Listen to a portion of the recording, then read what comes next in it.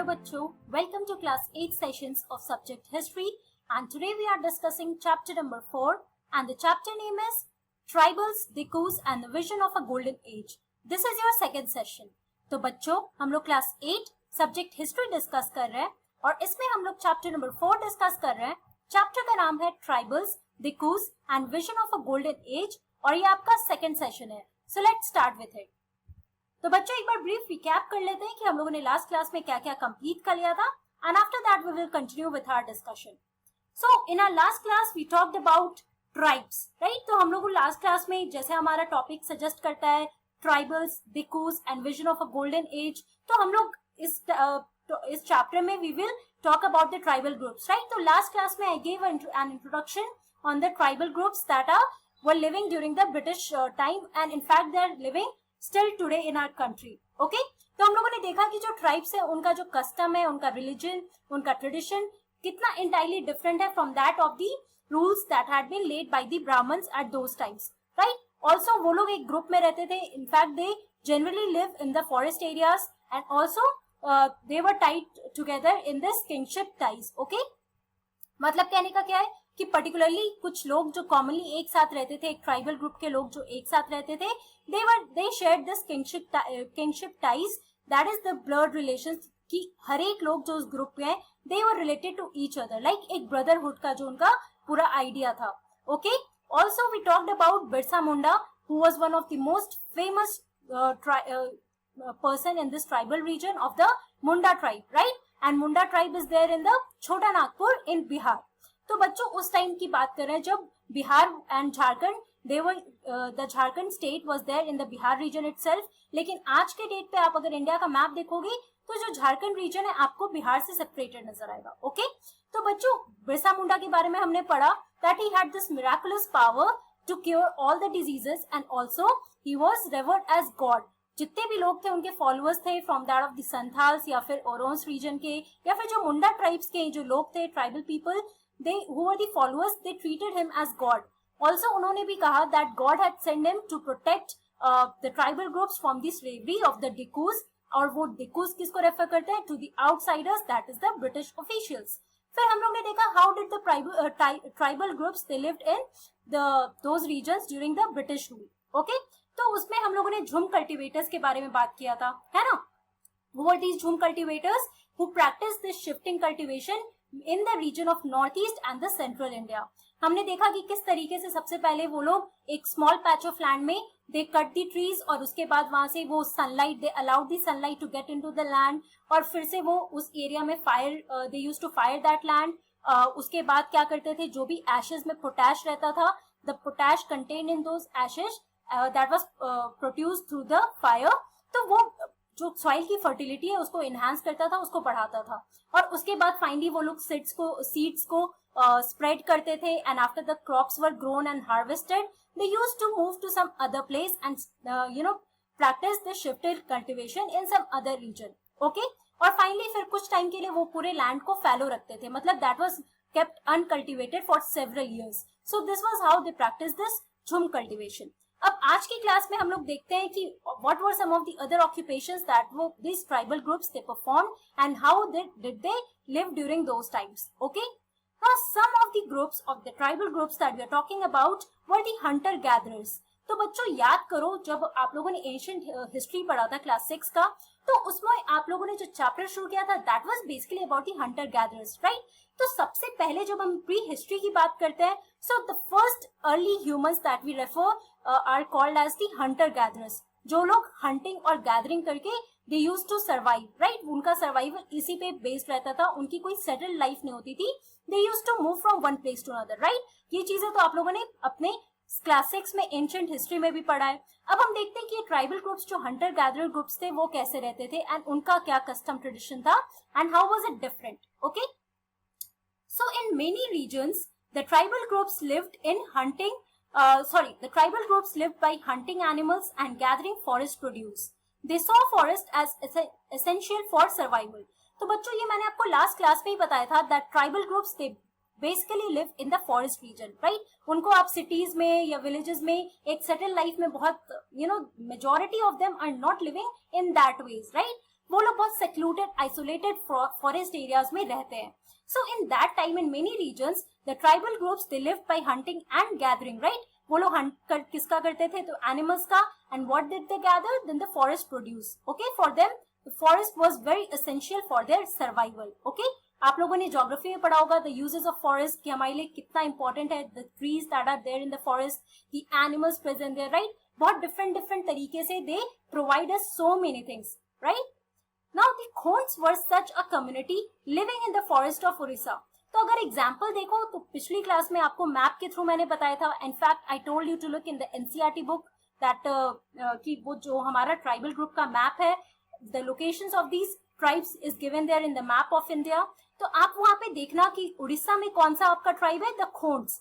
तो जो खोन्स थे बच्चों, ये यही सच these are the community that lived in the forest of Orissa.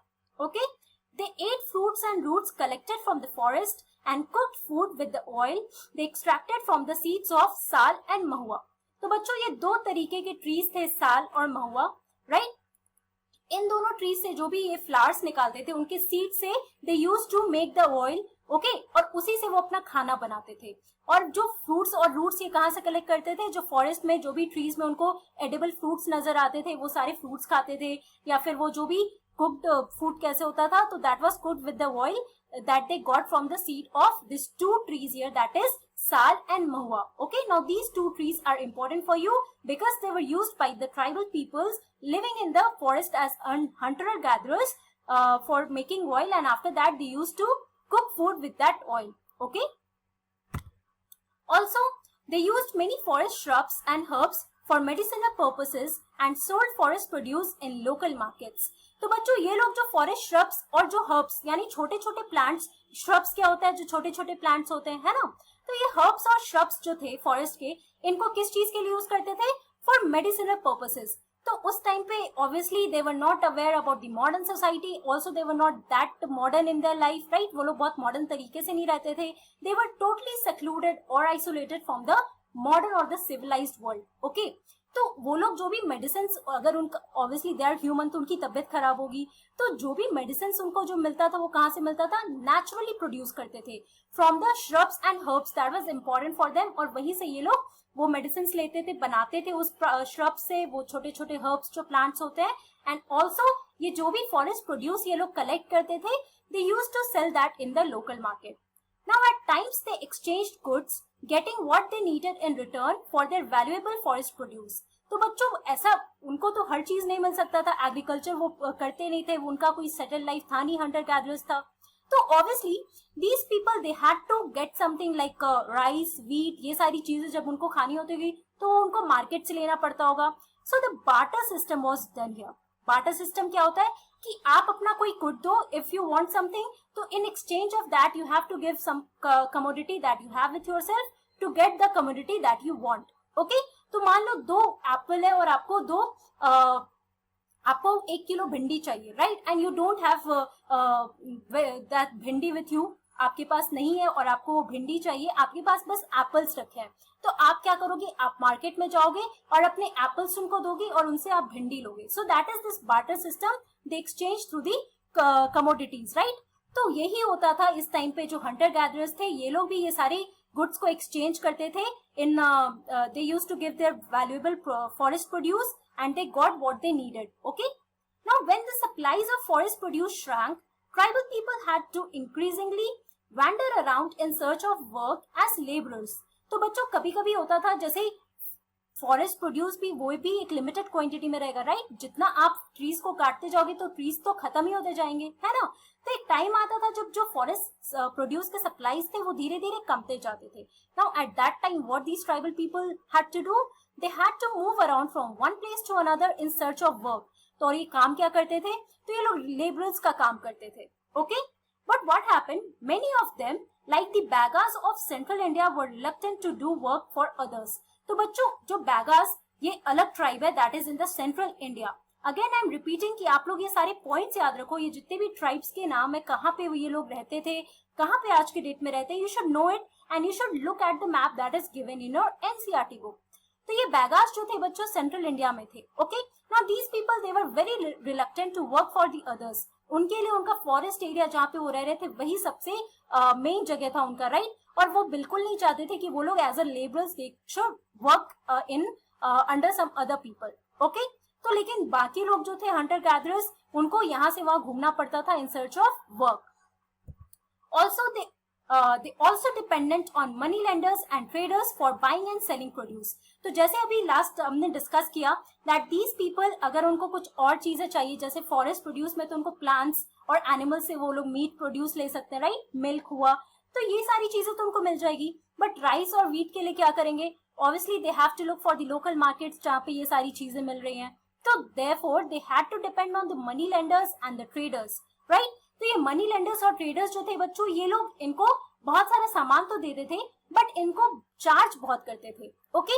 और इसकी वजह से क्या होता था, जितने भी ट्राइब्स थे they were basically in debt with the money lenders, कि वो लोग बहुत ज्यादा प्राइस हाई रखते थे जितने भी कमोडिटीज थे उनका, और इनकी मजबूरी थी ट्राइबल ग्रुप्स की कि they had to buy those produce, right. तो उनके पास बहुत ज्यादा पैसे तो होते नहीं थे, they did not use to work from in one place और द अदर, राइट। तो इसलिए they were always in debt with that of the money lenders और the traders for buying or selling the produce, okay.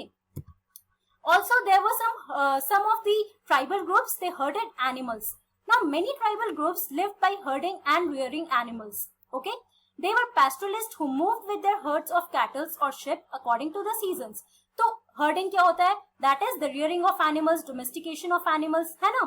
तो बहुत सारे pastoralists थे that they moved from one place to another with their herds of cattle या ships या goats, वो इनके साथ यहाँ से वहां मूव करते थे because of the change in seasons. Now when the grass in one place was exhausted, they had to move to another area. Obviously अगर मान लो ये जो कैटल्स है, शिप्स है, गोट्स है, they relied on the grasses, right? तो मान लो एक रीजन का ग्रास खत्म हो जाता था, so they had to move to some other area जहाँ पे उनको ग्रासेस मिलते थे so that they can feed their animals, the herds. Now let us see the examples of some of these tribal groups who herded animals. The One Gujjars of Punjab hills and the Labadis of Andhra Pradesh were cattle herders. The Gaddis of Kulu were shepherds and the Bakarwals of Kashmir reared goats. तो बच्चों this is an example to show that who were the tribal groups who were herding animals. Van Gujjars थे पंजाब के, लबाडीज थे आंध्र प्रदेश के, गडीज थे कुल्लू के और बकरवाल्स थे कश्मीर के। Again I am telling you, remember these points, ये जो भी ट्राइब्स है कौन कौन से रीजन में है and what were their main occupation, तो ये सारे points you should remember it, okay. Also some took to the settled cultivation. Even before the 19th century, many from within the tribal groups had begun settling down and cultivating their fields in one place year after year instead of moving from place to place. तो जैसे हम लोगों ने देखा कि पहले आप hunter gatherers और उसके पहले झुम cultivators थे, these people they were wandering from one place to another. लेकिन कुछ लोग ऐसे थे जो some tribal groups were there who took to settled cultivation. They stopped moving from one place to another and they started cultivating their fields, okay. एक साल दूसरे साल मतलब वो लोग year after year they started cultivating their fields instead of moving from one place to another. Now they began to use the plow and gradually got rights over the land that they lived in. तो finally ये लोग agriculture कर रहे थे, तो British ने देखा कि ऑब्वियसली इट इज गुड कि ये सेटल्ड कल्टीवेशन कर रहे हैं, उनके लिए भी फायदा होगा, उनसे रेवेन्यूज कलेक्ट करेंगे। Therefore they began to use this plow and they got the rights over the land in which they were living in. तो बच्चों यहाँ पर आप देखो इस पिक्चर में, you can see these are the women of Banjara tribe that lived in Jharkhand region, okay, and this is women that is from the belonging to the Bhils tribe. तो बच्चों ऐसे बहुत सारे ट्राइब्स थे और ये map में आप देखना एक बार फिर से, आप try to locate all the tribes in different region that was living in under the colonial period, okay. तो बच्चों आज की क्लास में हम लोगों ने क्या पढ़ा? We talked about how did the tribal groups they lived. उसमें हम लोगों ने देखा that some of them they were the hunter gatherers, some of them started herding animals and some of them they started living a settled life. अब हम लोग ये discussion आगे कंटिन्यू करेंगे in our next class. We will talk more about the tribal groups. So that's all for today. Thank you very much. Have a nice day.